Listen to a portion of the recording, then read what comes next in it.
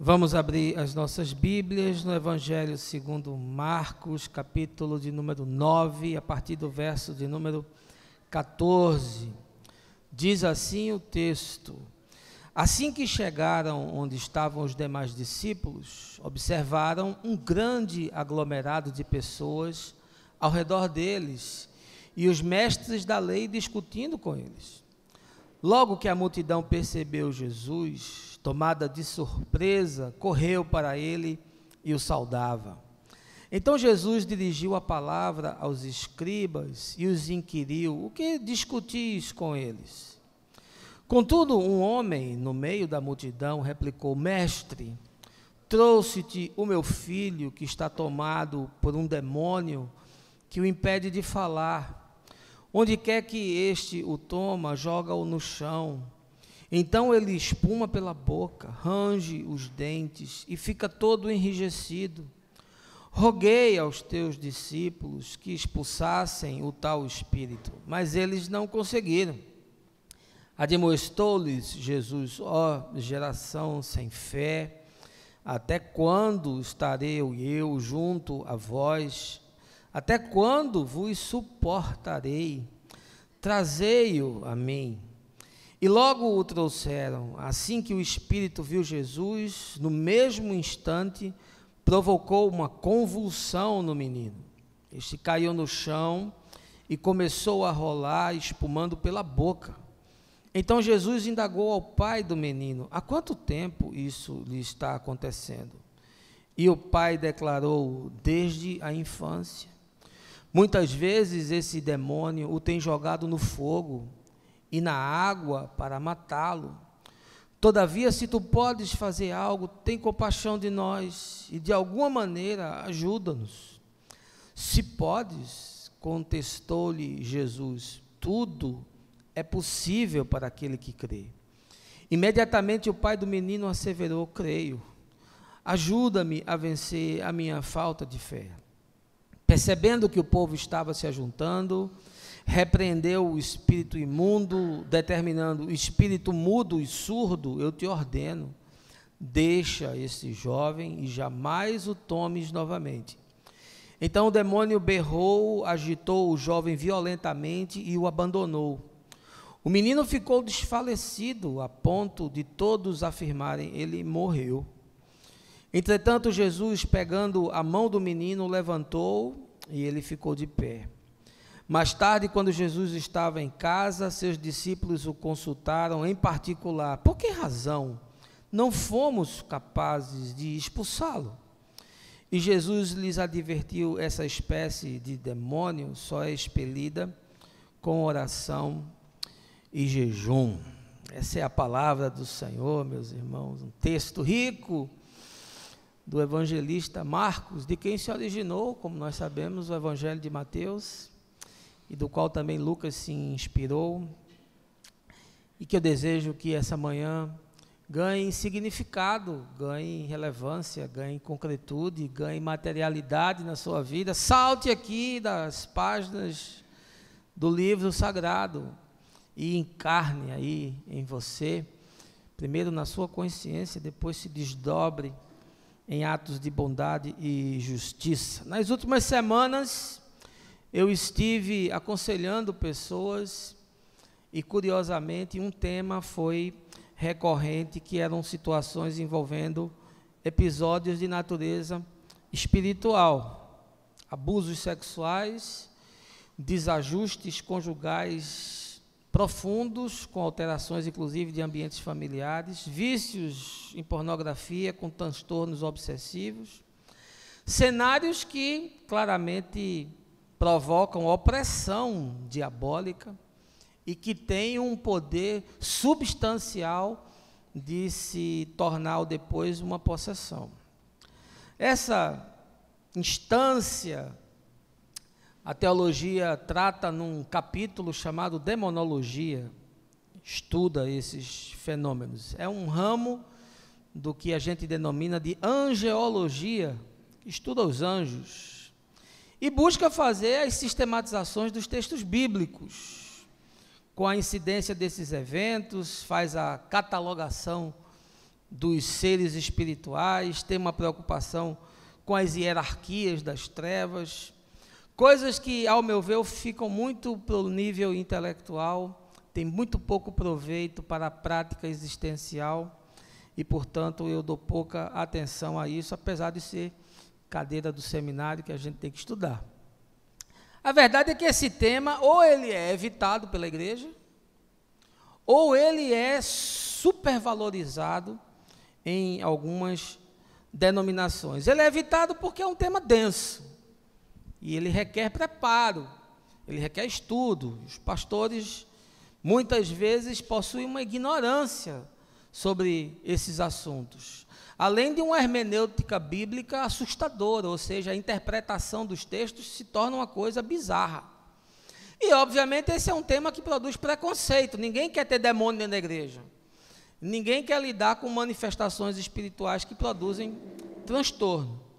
Por outro lado, a gente tem uma denominação que aí está muito voltada aos ramos do pentecostalismo clássico ou dos pós-pentecostais, que transformaram essas manifestações em coisas espetaculosas.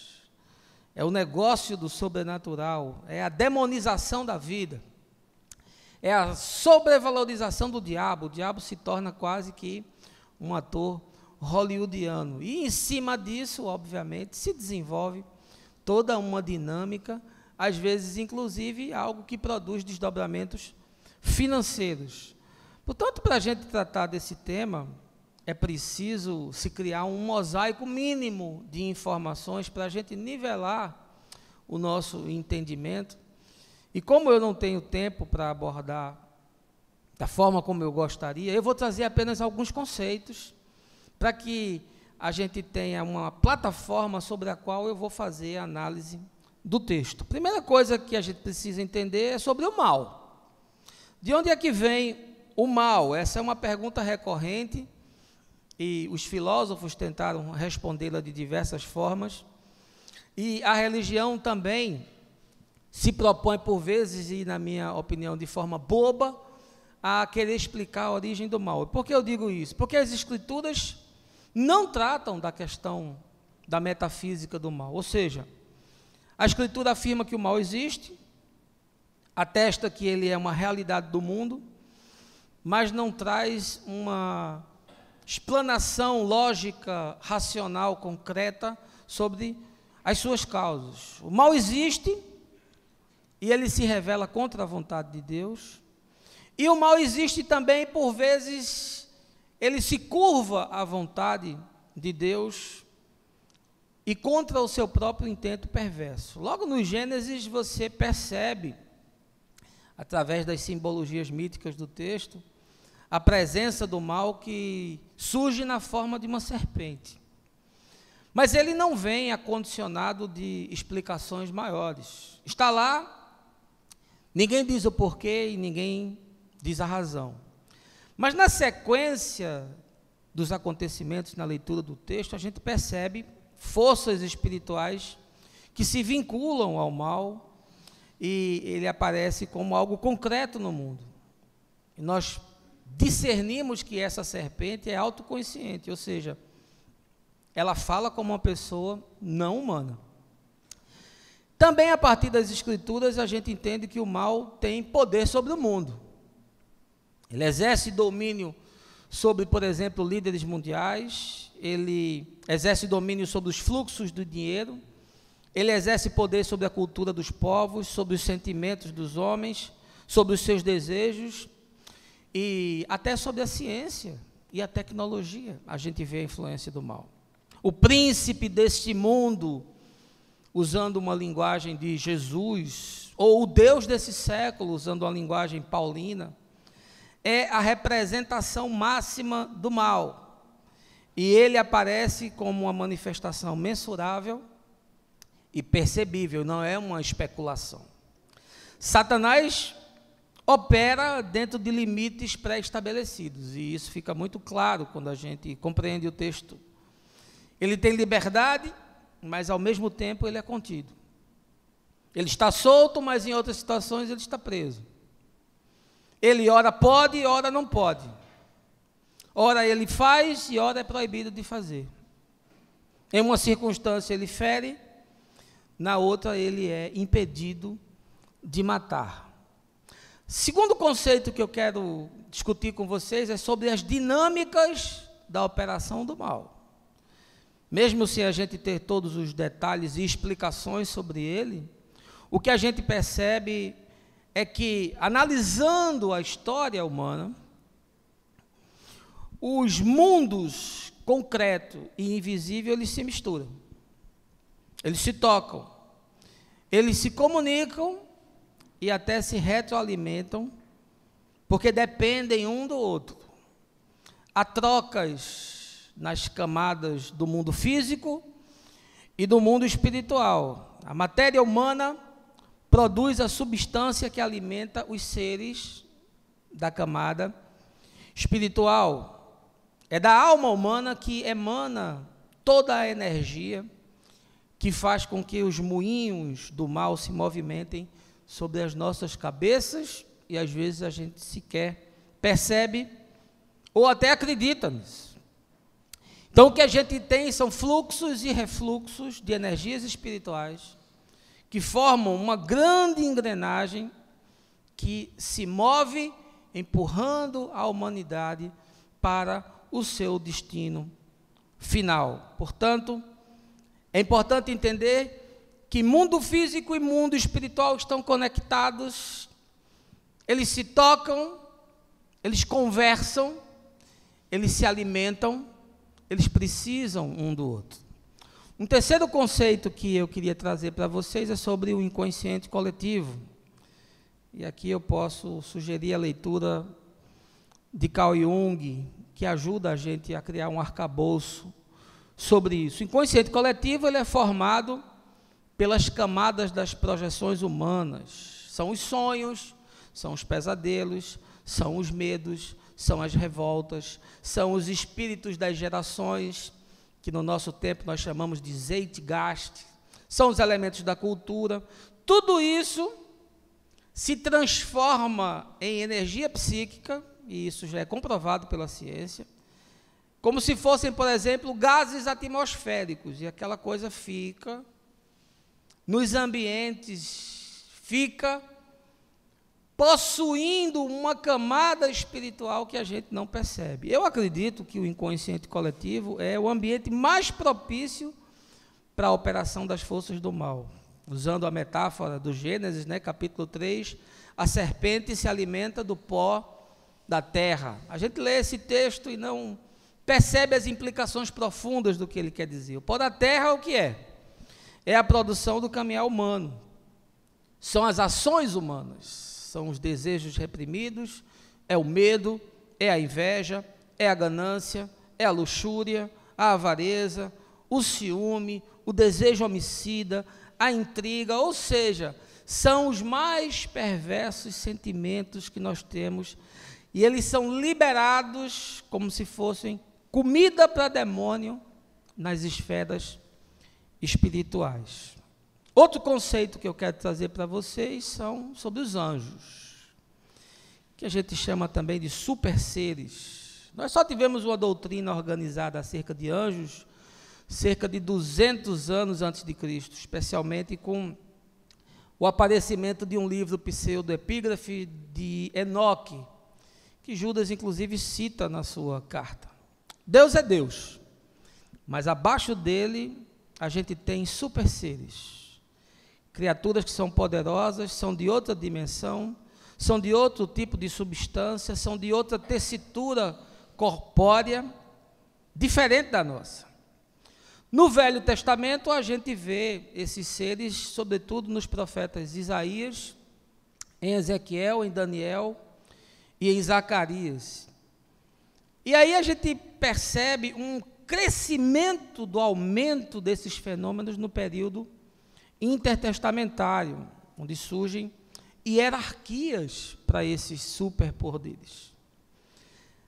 Uma coisa curiosa é que a cultura dos povos tem uma influência decisiva no estabelecimento de conceitos que nós encontramos nas Escrituras. Foi justamente no período do exílio na Babilônia que esses superseres cresceram na percepção do escritor bíblico.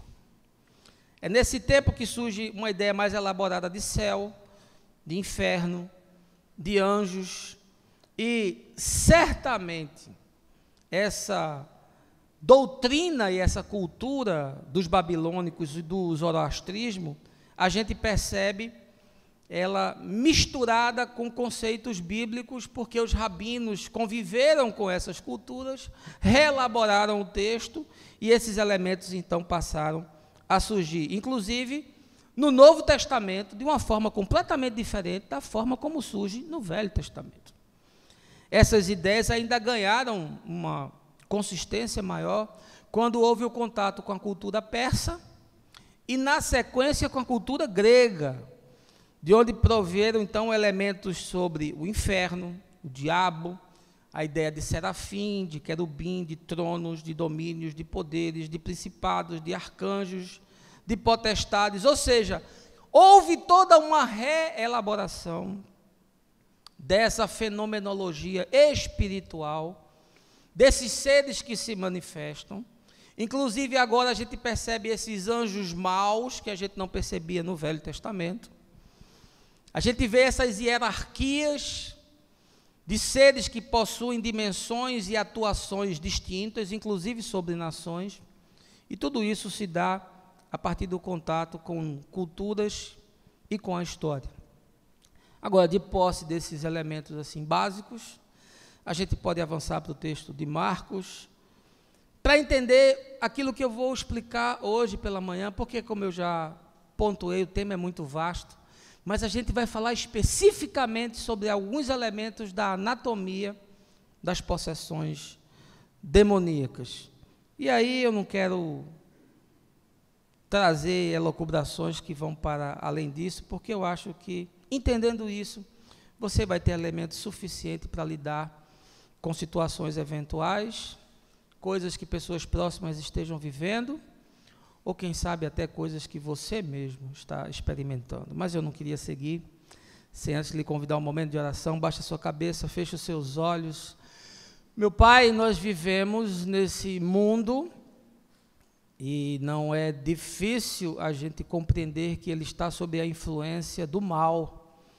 Olhamos para o que acontece entre as nações, olhamos para a exploração dos povos, olhamos para a opressão que o homem faz contra o homem, olhamos para a destruição da natureza, olhamos, Senhor, para o enriquecimento de alguns às custas do esmagamento de centenas de milhares, e percebemos que algo está profundamente errado. Sim, Paulo diz que nós não ignoramos as estratégias de Satanás. Jesus diz que nada pode ser encontrado no diabo que tenha parte com ele, e diz que ele é o príncipe desse mundo.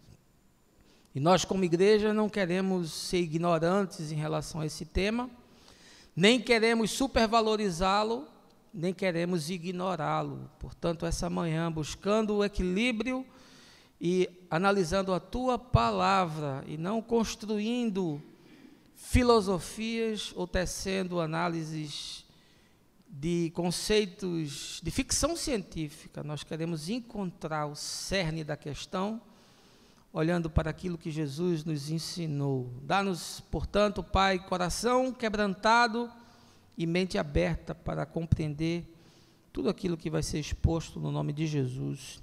Amém. Deixa eu lhe chamar para vir para o monte mais alto de Israel, o Monte Hebrom, onde se dá aquela passagem da transfiguração. E apesar do texto bíblico não dizer que o monte era o Monte Hebrom, e existe uma divergência entre os teólogos, eu acredito que sim, porque no texto anterior a esse que a gente leu, Jesus está em Cesareia de Filipe, e muito próximo a Cesareia de Filipe está esse Monte Hebrom. Portanto, eu alinho com a exegese de R.H. Fuller, naquele livro Jesus e a Arqueologia, onde ele crê que o monte seja esse. E aí eu quero lhe convidar para você estar ali naquela planície, à base daquele monte, onde se dá esse encontro de Jesus com uma grande quantidade de pessoas, entre elas religiosos, fariseus, doutores da lei, que estavam discutindo com os discípulos, e havia ali uma grande aglomeração. As pessoas estavam na expectativa de que Jesus retornasse, e ele então chega com Pedro, Tiago e João, porque eles estavam ausentes, e no momento em que Jesus chega e começa ali a conversar com esses intérpretes da Torá, um pai angustiado, aflito, traz um menino que está possesso e diz: olha, me ajuda, porque eu trouxe eles para os teus discípulos e eles não puderam fazer absolutamente nada.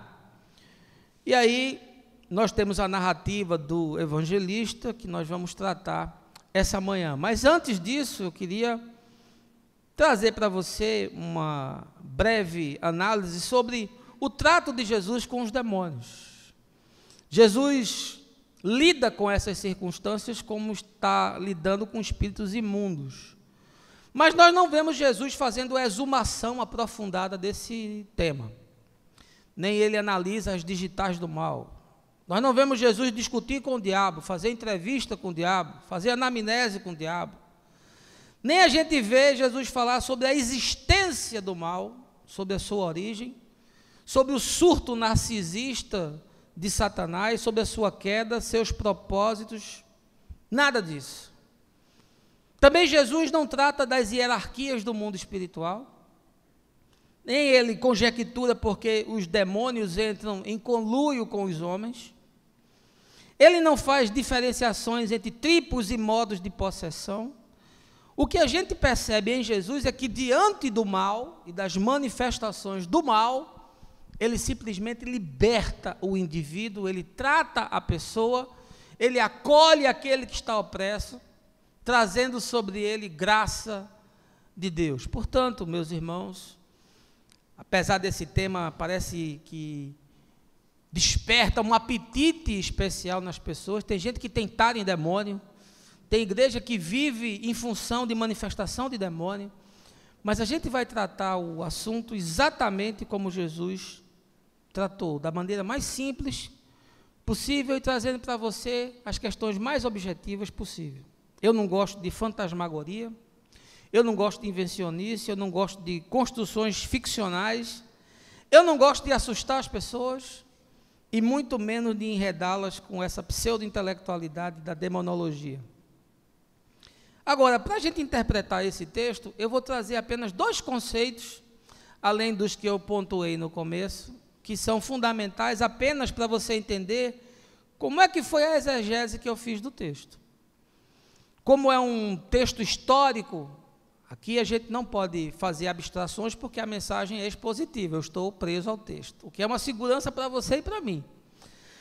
Portanto, os 2 conceitos que eu quero trazer sobre esse texto de Marcos, apenas para ser didático, é que, na minha experiência, na leitura que eu fiz durante os anos, nos casos que eu lidei com questões de demônios, eu percebi que existem 3 situações de manifestações espirituais, que eu qualifico como opressão, sujeição e possessão. As 3 demonstram uma atuação do demônio na vida das pessoas, mas elas acontecem em escalas diferentes, em níveis diferentes, com desdobramentos diferentes, mas podem evoluir de uma para a outra, sem nenhuma dificuldade. Opressão, portanto, são as pressões que nós sofremos de fora para dentro.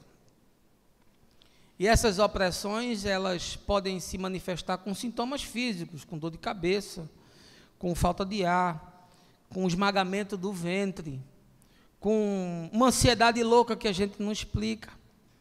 Mas as opressões, elas não tiram as nossas faculdades mentais, nem elas amputam a nossa autodeterminação de fazer as coisas. O segundo nível que eu percebo é o nível da sujeição, e é uma etapa posterior.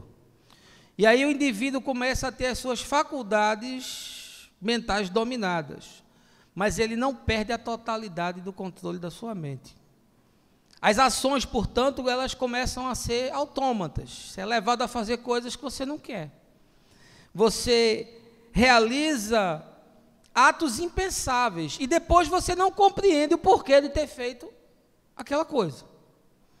O terceiro nível das manifestações espirituais são as possessões. E aí elas englobam essas duas etapas anteriores e a perda da faculdade mental total e do seu controle sobre o físico. Ou seja, o indivíduo agora está completamente desorientado. Ele não tem mais a autoridade sobre o seu corpo e pode se tornar violento, não somente contra si, mas contra os outros. E por vezes ele apresenta uma força descomunal, além do que em algumas manifestações ele é palco de fenômenos metafísicos. Eu não sei se recentemente você viu, circulou aí pela internet um vídeo de um paciente num manicômio, russo, se não me engano, uma câmera filmando à noite, e esse paciente tem manifestações extremamente bizarras, e num determinado momento ele começa a levitar. Pessoas que lidam com esses tipos de fenômenos já presenciaram manifestações dessa natureza. Não pense que isso é coisa Spielbergiana. Portanto, nesse texto de Marcos, nós temos a possibilidade de fazer uma análise levando esses três tipos de manifestação para a gente compreender melhor. O segundo conceito que eu queria colocar para vocês é que a fenomenologia das possessões, ela é baseada numa construção arquetípica, ou seja, os sintomas tanto podem se apresentar de forma física, como eles também podem se apresentar de forma emocional. Eles podem se manifestar no corpo, mas eles podem se manifestar na alma. Eles podem reverberar da alma para o corpo. Eles podem também se transmutar do corpo para a alma. Porque é uma arquetipia, é um molde. É como se fosse uma maquete. Portanto, mais importante do que eu analisar o que está acontecendo é entender qual é o fenômeno que está por trás daquilo. E aí, posto isso, a gente pode agora, de fato, entrar no texto de Marcos. Aqui a gente tem uma possessão física. Portanto, eu vou usar o nome possessão, mas vocês já sabem que isso poderia ser uma opressão ou poderia ser uma sujeição, conforme os casos. Apenas para efeito didático eu vou usar o nome possessão. E aí, a gente percebe como é que Jesus lida com essa questão. E aí, eu também passo a utilizar os mesmos ensinamentos na minha vida pessoal. Eu já li muita coisa sobre isso, já vi muitos depoimentos, já tive situações de embates com demônios. Mas eu acredito que aquilo que vocês vão ver hoje é suficiente para vocês lidarem com esse tema com segurança. Portanto, vamos extrair do texto quais são as manifestações e qual é a anatomia das possessões demoníacas. Primeira coisa que eu quero lhe dizer, e agora se você quiser voltar ao texto, eu não vou fazer uma interpretação na ordem dos versículos, porque para você entender melhor, eu pus o tema de uma forma organizada, portanto a ordem vai estar diferente, mas tudo será extraído do texto. Primeira coisa que eu quero lhe dizer é que possessões são construções temporais feitas em camadas. Veja aí o verso de número 21. Então Jesus indagou ao pai do menino: há quanto tempo isso lhe está acontecendo? E o pai declarou: desde a infância. Primeira coisa que eu quero que você compreenda é que possessão não é uma coisa que acontece do dia para a noite. O sujeito não sai para ir num restaurante e no meio do restaurante ele fica possesso. O sujeito não está indo para a faculdade no ônibus e fica possesso. A pessoa não está numa boate dançando e fica possessa. A possessão é uma construção. Ela acontece a partir da superposição de camadas, de coisas que vão se adensando na vida. O que é uma possessão? É um acúmulo do mal. Por isso que Jesus diz: não se ponha o sol sobre a vossa ira. Ou seja, não deixe que nenhum tipo de acúmulo do mal fique depositado na sua alma. Isso é como poeira que vai enchendo e vai tapando os poros por onde você respira. E aí você vai ficando asfixiado de tanta presença do mal na vida.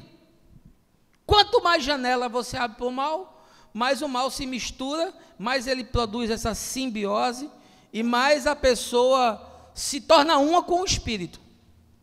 Ao ponto de, ao final, o espírito e ela serem um único ser. E é justamente o que nós temos aqui nesse texto. Agora, por vezes esses processos começam muito cedo na vida. No caso desse menino, o pai diz que isso estava acontecendo desde a infância.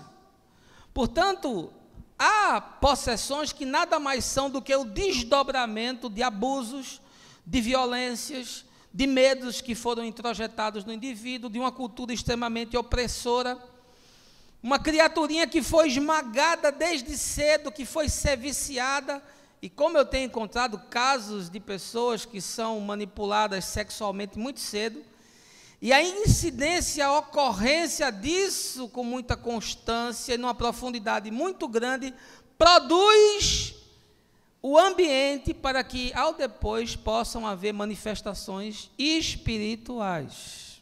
No caso aqui é isso, e eu percebo que muitos estão alvejados por essas coisas, porque é uma construção que vai se sobrepondo. E essas marcas desses abusos ficam tatuadas, não fica na pele, mas fica na alma.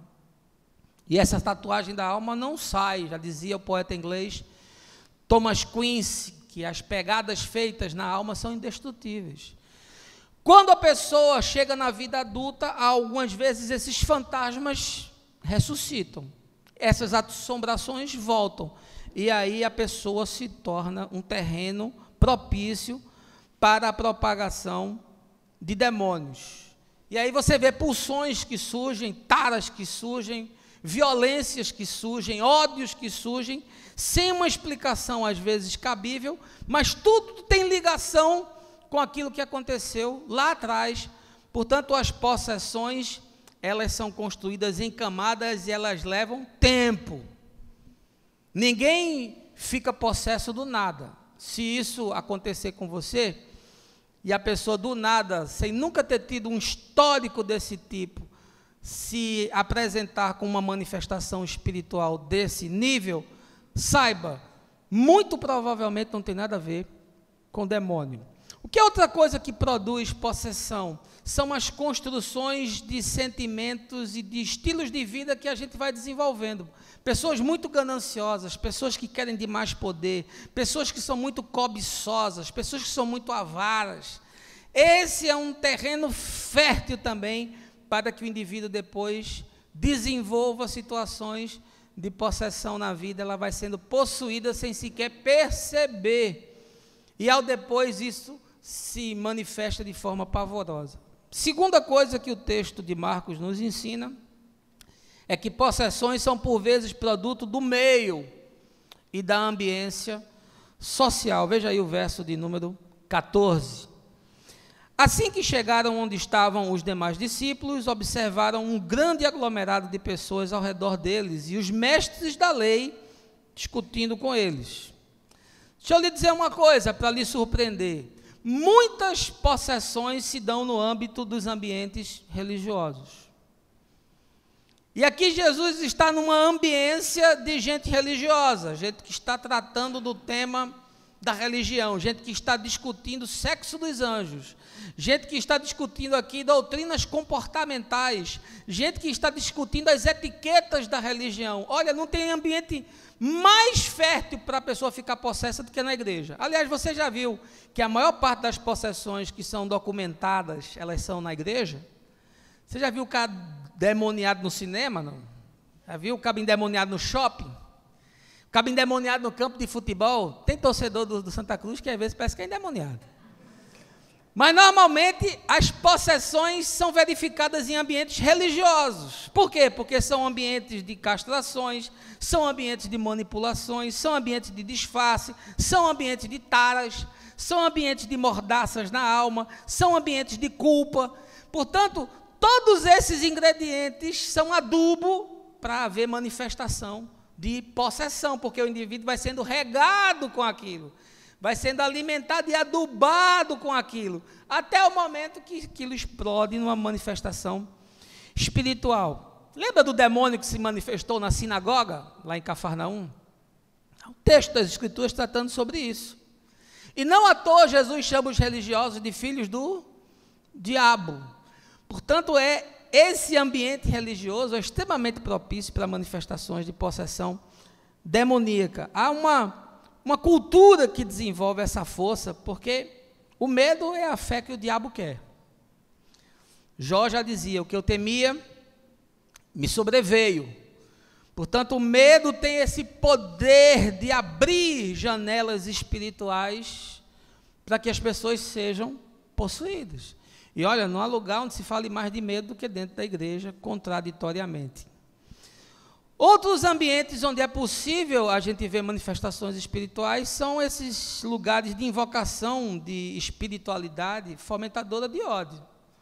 Lugares que estimulam a vingança, lugares que estimulam o acerto, a destruição do outro, a macumba, a quimbanda, a magia negra, o candomblé e todo tipo de religião que desperta o mal contra a vida, contra o bem e contra a justiça, são ambientes propícios para a manifestação de possessões demoníacas. Porque ali se está fazendo um celeiro do mal, ali se está plantando e se colhendo o mal. Portanto, esses ambientes são propícios a manifestações desse tipo. Quer ver outros ambientes? Ambientes de heranças familiares. Tem casas que são possessões. É possessão hereditária, transmitida de pai para filho. E nesses casos, para a pessoa se libertar, ele precisa quebrar os pactos que os pais fizeram. Crianças que foram ensinadas numa determinada religião, e algumas manifestaram uma sensibilidade para o mundo espiritual, percepções de coisas, ouvem vozes, veem vultos, sentem toques, porque foram criadas numa ambiência familiar, e se isso não for quebrado, se os pactos não forem desfeitos, se aquela coisa que foi inoculada na mente desde cedo não for rejeitada, vai haver manifestação de possessão, porque há casas que são tão esquizofrênicas que desenvolvem esse tipo de gatilho que mais cedo ou mais tarde leva o indivíduo a explodir o fenômeno. Outra manifestação em ambientes é a gente que tem muita curiosidade para conhecer esses fenômenos. Tem gente que vai atrás por pura curiosidade. Ah, tem um negócio esquisito acontecendo ali, aí o cara vai para ver. Ele quer olhar, ele quer brincar, ele quer tocar, ele quer ouvir, ele quer sentir. E, obviamente, que esse tipo de exposição começa a abrir janelas. E aí, quanto mais frágil é o indivíduo do ponto de vista egóico, quanto mais frágil é a alma, quanto mais a pessoa está com baixa imunidade para as situações espirituais, tanto mais ela está propício a receber fenômenos. E, a partir dali, o cara começa a ver, começa a ouvir, começa a sentir coisas que nunca tinham acontecido antes, começam a acontecer. E por quê? Porque o mundo espiritual, ele é habitado por anjos e é habitado por demônios, que são seres, como a gente falou, de uma outra dimensão. Além das fantasmagorias. Que são as fantasmagorias? Na minha definição, são os resíduos das energias psíquicas das pessoas que morreram, que ficam represados em lugares, em ambientes. Eu nunca esqueço da experiência da visita do Mercado Modelo lá em Salvador com Fabiana, e nós descemos ali naquele lugar onde havia muita escravidão, muita opressão, muita gente chicoteada, muita gente trocada, gente que foi arrancada do seu lugar de origem, trazida à força, muita maldição, muito ódio, e a gente quando desceu ali naquele porão, e eu entrei ali, eu tive uma sensação horrível, uma das piores sensações que eu tive na minha vida. E eu disse para ela, eu não posso ver, mas esse lugar está repleto de demônios.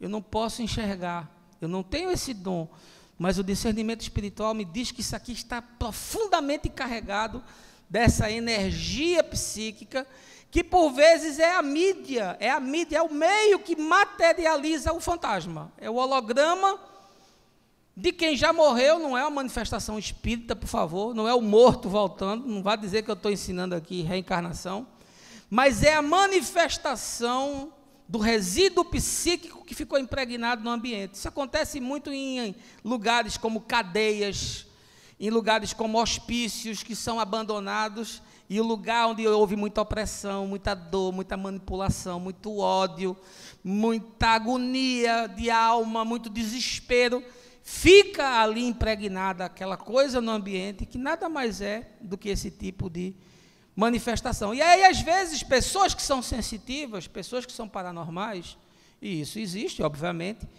elas conseguem fazer a leitura dessas mídias, elas conseguem ver, elas conseguem ouvir, e elas conseguem sentir coisas que, eventualmente, eu e você não conseguimos. Portanto, a possessão, ela também acontece em função do produto do meio e da ambiência social. Terceiro lugar, quero lhe dizer que as possessões desenvolvem limitações existenciais. Veja aí o verso 18. Onde quer que esse o toma, joga-o no chão, então ele espuma pela boca, range os dentes e fica todo enrijecido.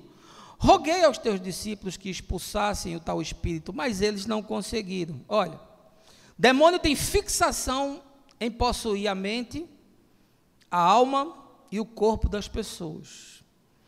É esse elemento da natureza humana que é extremamente desejável para eles, e eles têm uma fixação nessas coisas. Portanto, o texto diz que o garoto era tomado, jogado no chão, espumava pela boca, rangia os dentes e ficava enrijecido, ou seja, a possessão começa a criar uma limitação, um podamento existencial. A pessoa vai sendo minada nas suas emoções. A capacidade cognitiva do indivíduo de compreensão começa a ser danificada. Ela vai como se fosse desidratando espiritualmente, vai secando por dentro. Vai sendo, conforme o texto, jogada no chão. Aí eu quero usar a alegoria. O demônio tem esse desejo de jogar as pessoas no chão, de destruí-las, de torná-las inviável, de criar circunstâncias que são impossibilitantes, de enrijecê-las. Ele caía e ficava enrijecido. O que é o sujeito enrijecido? É o sujeito que não tem mais uma dinâmica. Ele perdeu a dinamicidade das trocas existenciais, das ações existenciais. Portanto, a possessão começa a limitar o indivíduo e vai como se secando ele de fora para dentro. Possessões podem se misturar com doenças mentais, com psiquismos que são adoecidos, e isso acontece em função da presença do demônio. A pessoa vai ficando num estado lunático, vai perdendo a sua capacidade de discernir, de fazer a leitura do mundo e de compreender as coisas. Por isso, quando você expulsa o demônio que tem um comprometimento neurológico ou mental, você também tem que expulsar o psiquismo que ele produz. Porque às vezes a pessoa se livra do mal, da presença do espírito, mas aquele molde que ela vivia continua. E aí precisa libertar o indivíduo daquela cenografia na qual ele existia. Por quê? Porque o seu psiquismo ficou comprometido. Ele não consegue mais se libertar daquilo porque há o crescimento de uma baixa autoestima que vai dilapidando o sujeito. O sujeito perde todo o apetite para a vida. Perde o apetite de se cuidar, perde o apetite de se relacionar, vai ficando inviável do ponto de vista existencial. Quarta coisa que Marcos nos ensina é que as possessões promovem cadeias relacionais. Veja aí o verso 17. Contudo, um homem no meio da multidão replicou: Mestre, trouxe-te o meu filho que está tomado por um demônio que o impede de falar. Olha que coisa curiosa, um demônio que o impede de falar. Mais uma vez eu vou tirar da manifestação física e vou trazer ela para a manifestação emocional, a nível da alma. O que é isso? Uma pessoa que tem impossibilidade de falar é uma pessoa que não se comunica, uma pessoa que não se relaciona. Portanto, as possessões promovem uma dificuldade na relação entre pessoas. Pessoas em estado de possessão vão perdendo essa capacidade de manter relações duradouras e de construir vínculos afetivos. É gente indisponível para a troca com o outro. É gente impermeável à troca com o outro. Por quê? Porque a sua capacidade emocional sensitiva começou a ser destruída. Ele perde toda a sua afetividade. Ele não consegue demonstrar atos, gestos de carinho, de apreço, de amor e de bondade. Ele vai sendo minado e vai perdendo essa possibilidade.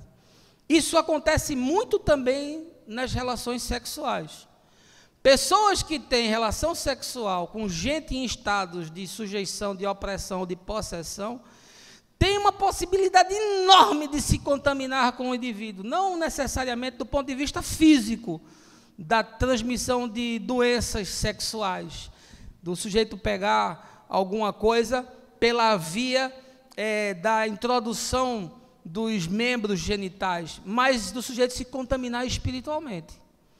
Como a gente vê pessoas que foram contaminadas pelo convívio prolongado com gente do mal, gente que estava possessa espiritualmente e o outro não discernia, e na troca com esse indivíduo, esses espíritos vão passando de uma pessoa para outra, e vão contaminando o indivíduo, e aí quando você olha para dentro, você tem uma multidão de seres que você não discerne, não estão ligados a você, mas agora estão habitando em você. Portanto, possessões produzem um comprometimento relacional enorme. Pessoas que se tornam amargas, pessoas que se tornam negativas, pessoas que são extremamente dominadoras, pessoas que são controladoras, gente que se alegra com intriga, que gosta de semear contenda, que gosta de semear lutas de poder, sobretudo em ambientes familiares. Pessoas que promovem essas coisas estão num processo muito perigoso de possessão e de semear, desestruturar o encontro humano e a relação. Portanto, tenha muito cuidado, porque possessões destroem a nossa capacidade de relacionamento. Quinta coisa que Marcos nos ensina é que possessões levam a pessoa a ações extremadas e desastrosas. Veja aí o verso de número 22. Muitas vezes esse demônio tem jogado no fogo e na água para matá-lo. Todavia, se tu podes fazer algo, tem compaixão de nós e de alguma maneira ajuda-nos. Joga na água e joga no fogo. Eu quero usar aqui mais uma vez uma alegoria. O que é a água e o fogo? São dois extremos na vida, não é? Portanto, jogar alguém na água para sufocá-lo ou jogar alguém no fogo para queimá-lo é uma ação extrema, é uma ação desastrosa, é uma coisa limítrofe. E a possessão produz isso. Atentados contra a integridade física da pessoa, coisas que são impensáveis. Gente que tem vícios que são incontroláveis, e esses vícios promovem a degradação irreversível do indivíduo. E a gente pensa que é só um vício de natureza orgânica, mas muitas vezes esses vícios eles têm contribuições espirituais. Há possessões espirituais por trás que estão ali, olha, manipulando a pessoa, e a gente não consegue discernir. Por quê? Porque em algumas circunstâncias a gente atribui tudo à manifestação física, e aí a gente elimina toda a possibilidade de uma manifestação espiritual. Nem 8, nem 80, nem a gente atribuir ao diabo tudo o que nos acontece, nem a gente ignorar alguns fenômenos que são passíveis de acontecer e que são visíveis, porque muitas portas foram abertas para aquele tipo de possessão. Gente que se mutila. Eu aconselhei um rapaz há uns 2 anos atrás, um rapaz novo, 20 e poucos anos, todo cortado, porque tinha o prazer de se mutilar. Pessoas que têm alegria na dor do outro, pessoas que são sadistas, que têm uma tara, um tesão incontrolável em ver o outro sofrer. Isso acontece muito nas relações sadomasoquistas, naqueles processos de sexualidade doentia, onde o outro se torna escravo, inclusive para ser maltratado, para ser punido, para ser queimado, para ser ferido. 50 tons de cinza está aí, e aquele rapaz certamente tem um problema de possessão, né? Então, essas circunstâncias extremadas, coisas limítrofes, coisas desastrosas, coisas absurdas, são resultados, muitas vezes, de possessão demoníaca. Espíritos suicidas. Às vezes, inclusive, esse espírito suicida está na cultura familiar. A gente conhece famílias em que o avô se suicidou, o pai se suicidou, o filho tem tendência a suicida. Aí o cara diz, é maldição hereditária. Nada a ver uma coisa com a outra, mas existe uma cultura, uma ambiência familiar que está influenciando aquilo, sim, acontece. A gente sabe que a alma que pecar é essa que vai morrer. Portanto, cada um de nós dará conta a Deus dos caminhos e das escolhas que fez na vida. Portanto, eu não acredito em maldição hereditária, nunca acreditei, sou um crítico, quanto mais dessa doutrina. Mas eu acredito em culturas familiares, em ambiências espirituais e influência do mal sobre as pessoas. Portanto, não raras vezes, esses suicídios, eles são provocados também por uma influência espiritual, um sugestionamento que o indivíduo vai tendo, o demônio mostrando que não tem alternativa, que os cenários são pavorosos, encurralando a pessoa, quase que conduzindo ela ao ato extremo. Isso é, muitas vezes, resultado de possessão. Possessões que produzem dano neurológico, que eu falei há pouco, né? Aquele texto de Mateus 17, em que Jesus trata do jovem lunático, a possessão que gerou um estado extremo, último, o sujeito ficou louco. E alguns casos de possessão produzem loucura. Você às vezes vai no hospício, que você vê lá crente recitando a Bíblia. Você já foi em hospício? Aliás, ali junto do Seminário Batista, né, Rosângela, tinha um hospício. A gente dizia que eram dois hospícios. De um lado tinha uns hospícios dos que estavam na rua trabalhando, e do outro lado tinha o hospício dos que estavam presos. Mas acontece muitos casos de loucura que houve indução diabólica e a gente não percebe, não faz essa leitura. Outros muitos condicionamentos são gerados por traumas, gente que inclusive teve situações na vida que foram extremas, isso provocou um trauma tão violento e esse trauma abriu a oportunidade para que houvesse manifestações espirituais. Portanto, essas discrepâncias, essas coisas que são arrasadoras, destruidoras do indivíduo, joga o indivíduo na sarjeta, reduz o indivíduo a nada. Alguns casos de alcoolismo são possessão, alguns casos de vício, ali na Cracolândia, não tenha dúvida, meu irmão, que ali tem muita possessão demoníaca, porque o diabo se utiliza dessas circunstâncias para destruir a pessoa. Sexto lugar, Lucas nos ensina que possessões podem se tornar recorrentes e avassaladoras. Veja aí o verso 25. Percebendo que o povo estava se ajuntando, repreendeu o espírito imundo, determinando: espírito mudo e surdo, eu te ordeno, deixa esse jovem e jamais o tomes novamente. Quando Jesus percebeu que já estava se tornando um tumulto, porque crente adora demônio, né? Crente, quando vê um demônio, chega a lambe os beiços, né? Então, quando Jesus percebeu que aquilo ia virar espetáculo, que aquilo ia se tornar uma catarse, que aquilo ia virar um palco para um circo, imediatamente ele repreendeu o espírito imundo e disse: olha, saia desse jovem e não volte nunca mais. Por que ele disse não volte nunca mais? Porque possessões podem ser recorrentes. E aí, quanto mais recorrente a possessão for, tão mais difícil será a pessoa se libertar, porque a continuidade do fenômeno vai tornando o indivíduo viciado no processo, até ficar endemoniado vicia, sobretudo quando esse endemoniado se torna um espetáculo.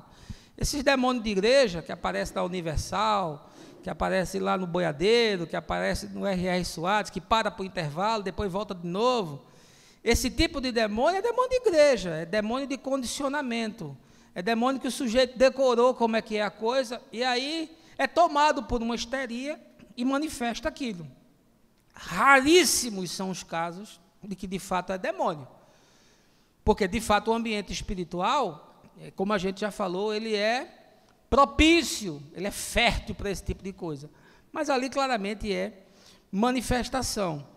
Mas quanto mais recorrente a pessoa vai ficando possessa, tanto mais difícil é dela se libertar. Por quê? Porque o espírito usa o medo para possuir gente que é fraca de alma, gente que tem a psique desestruturada, gente mal resolvida, gente mal amada, gente com baixa autoestima. E aí, nessas circunstâncias, é quase que uma convocação do mal para sentar à mesa. O sujeito está colocando um altar para alimentar demônio. E tudo que vaza dele, todo esse medo, toda essa ansiedade, toda essa angústia, sobe para as camadas espirituais, para esse inconsciente coletivo, para essas regiões e ambiências onde o mal está operando livremente, e isso retroalimenta, depois devolve para o sujeito processado, e o ciclo não termina nunca. Por isso que, às vezes, mesmo liberto do mal, o sujeito ainda fica com alguns comportamentos recorrentes. Por quê? Porque ele ficou viciado naquilo, ele ficou com a tara naquele negócio. Se aquilo não for quebrado e a relação não for cortada, os fenômenos ainda continuam acontecendo. Por isso que Jesus diz, olha, quando o demônio sai de uma pessoa, ele vai para lugares desertos. Mas o diabo não gosta de deserto, o diabo gosta de corpos humanos, o diabo gosta da alma humana.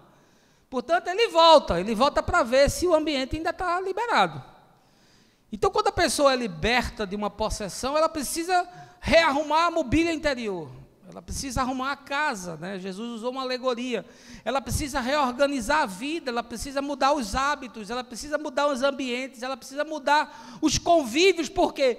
Porque provavelmente foi por essas vias que a possessão se tornou possível. Se aquilo não for restabelecido e uma nova dinâmica existencial não for criada, aquilo volta.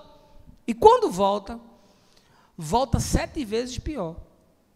Portanto, as possessões podem ser recorrentes, e aí a gente precisa quebrar esse ciclo para que a pessoa possa ser de fato liberta. Em 7º lugar, Marcos nos ensina que possessões levam a pessoa ao esgotamento físico, emocional e espiritual. Veja aí o verso de número 26. Então o demônio berrou, agitou o jovem violentamente e o abandonou. O menino ficou desfalecido, a ponto de todos afirmarem, ele morreu. Você sabe o que são esses estribuchos? Essas manifestações histéricas, esses contorcionismos, essas coisas histriônicas? Isso é a resistência do indivíduo que ainda está lutando contra a possessão. Isso é um espasmo físico, mas que no fundo é uma manifestação da alma, é a alma dizendo, eu não quero ter isso dentro de mim. É um espírito entrando dentro do corpo, e o corpo dizendo, eu não quero, não sinto que você deva estar aqui, você não cabe aqui, saia daqui. E isso se reverbera em espasmos físicos, por isso às vezes é difícil você discernir se é um ataque epilético ou se é uma manifestação demoníaca. Por favor, não vai expulsar demônio de uma pessoa que tem epilepsia, nem vai tratar a manifestação demoníaca como um ataque epilético. E aí, para isso, é preciso ter a questão do discernimento espiritual, para que cada coisa fique no seu devido lugar. Óbvio, como eu já falei aqui, algumas manifestações de doenças de ordem neurológica, elas são atribuídas a manifestações que surgiram de raízes espirituais. Isso também pode acontecer. E aí, cada vez que a pessoa fica possessa, a alma do sujeito vai se diluindo, vai perdendo a solução, vai virando uma pasta.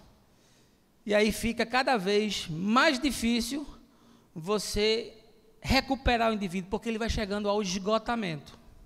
E aí não é só o esgotamento físico, não, é o esgotamento emocional e é o esgotamento espiritual. Você vai quebrando todas as dimensões do ser da pessoa. E, obviamente, essas manifestações, elas produzem reverberações, né? Às vezes é no trabalho, às vezes é na relação conjugal, às vezes é na relação dentro de igreja.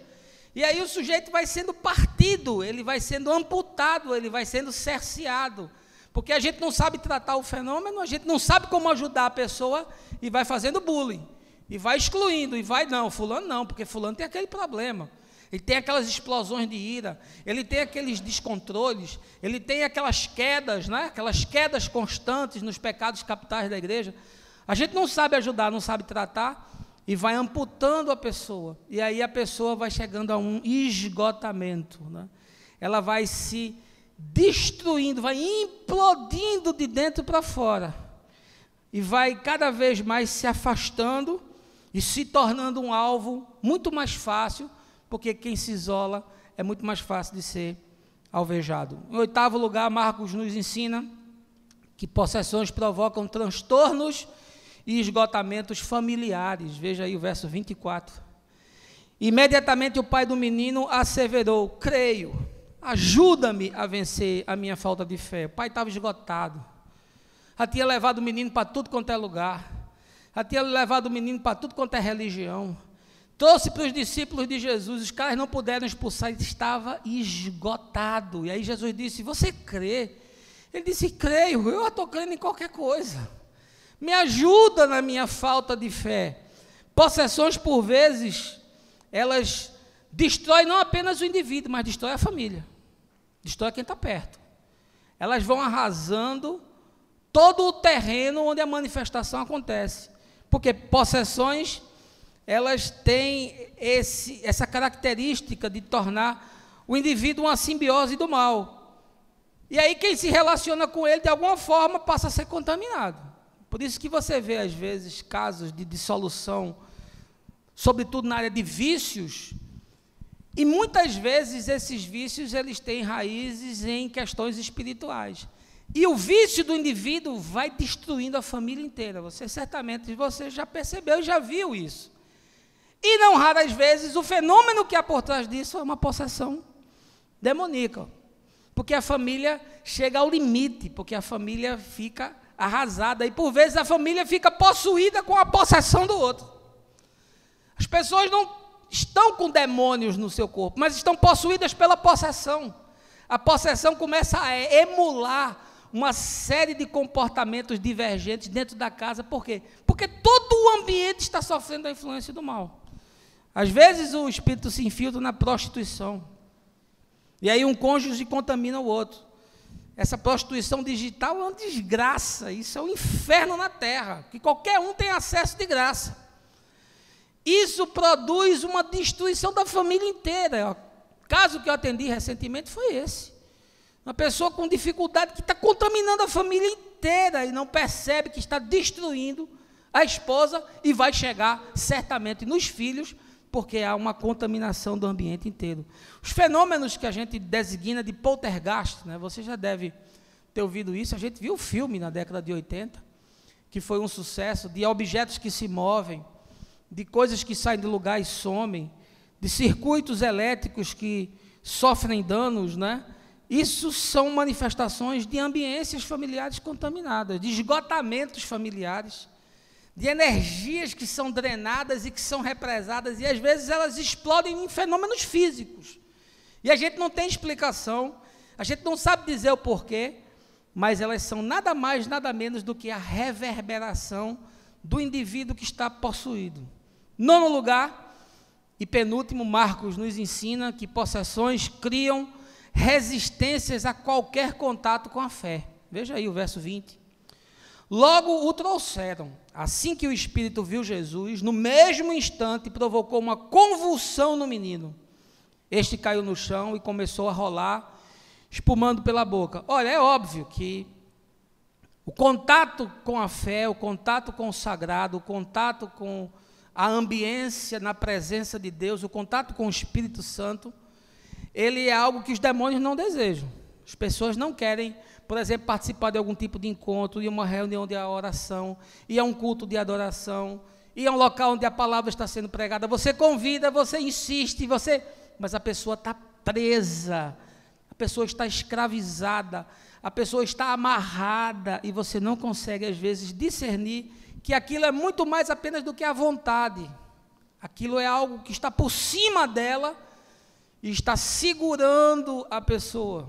Essa resistência, ela se dá pela eminência da libertação. Quando o jovem viu que Jesus estava se aproximando, ele já se agitou, ele já começou a babar, ele já começou a se contorcer. Por quê? Porque o mal não quer sair. Lembra dos demônios lá no Gadareno, Quando Jesus se aproximou, o que é que eles disseram? Você veio nos atormentar antes da hora. Por quê? Porque eles perceberam que eles iam ser expulsos. Eles perceberam que aquele homem que andava nos túmulos e se cortava e se feria ia ser liberto. Portanto, há uma resistência.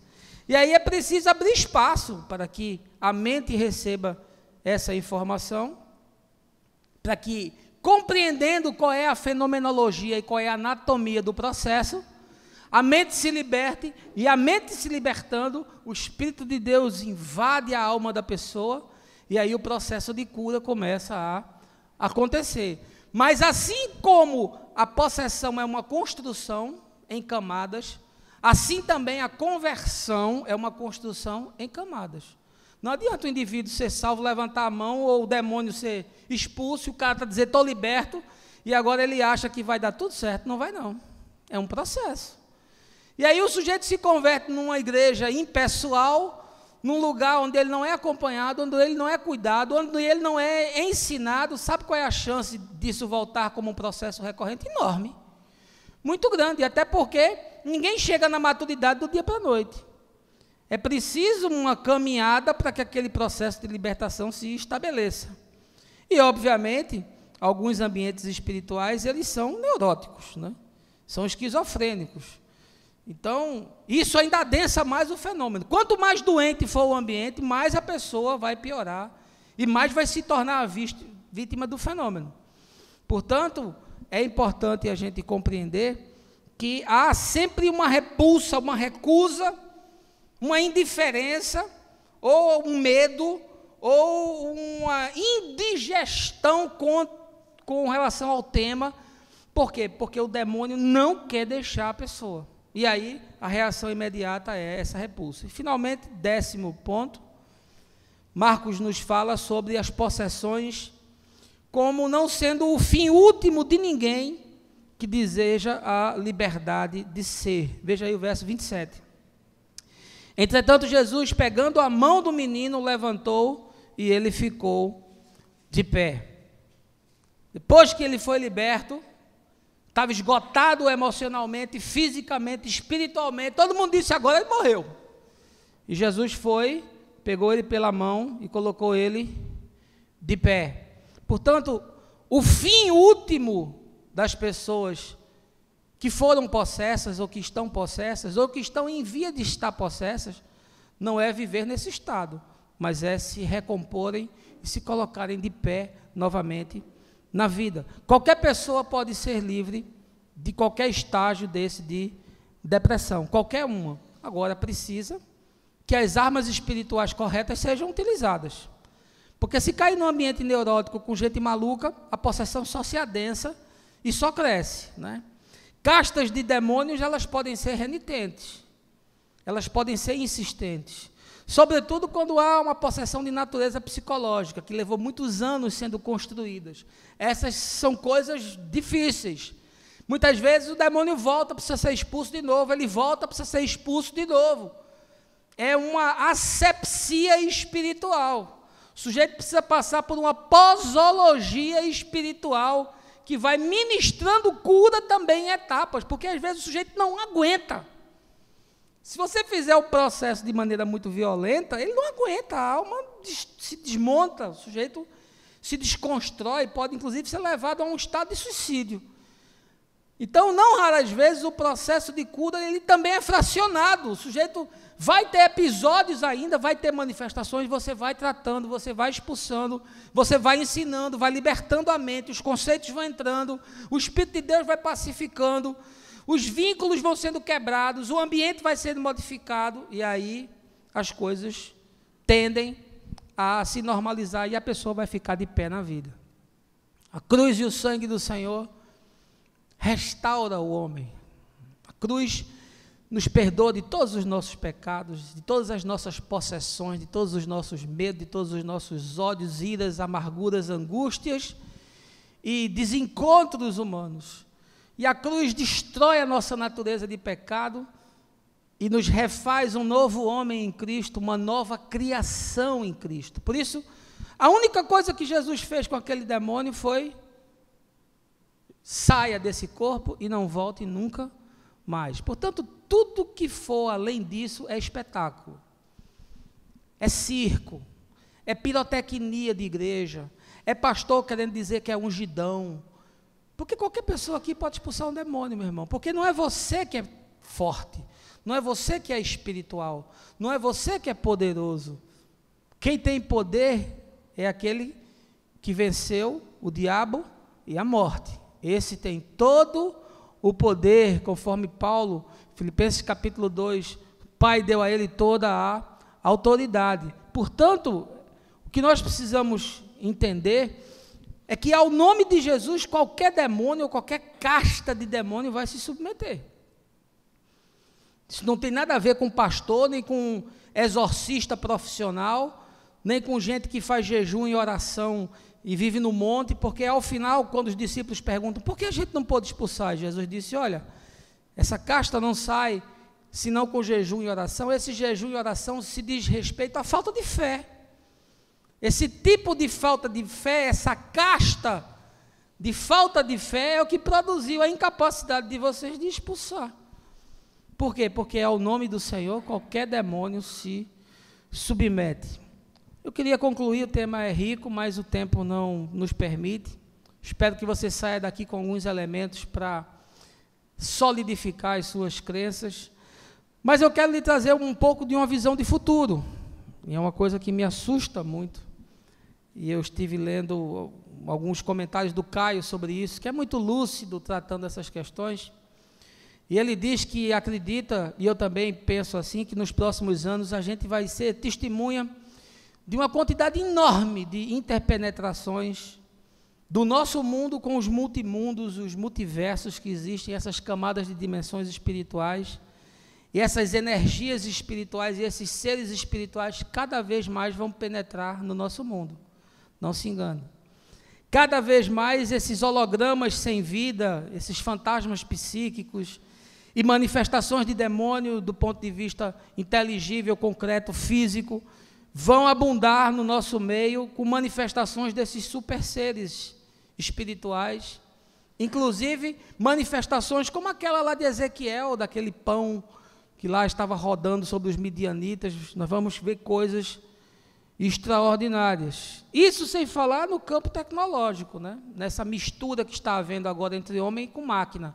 No passado nós tivemos uma mistura dessa desastrosa, que foi a mistura dos anjos com os homens, ali em Gênesis 6, no surgimento dos nefilins, naquela geração de gigantes, onde houve uma simbiose de homens com anjos, que culmina no dilúvio com a destruição de tudo.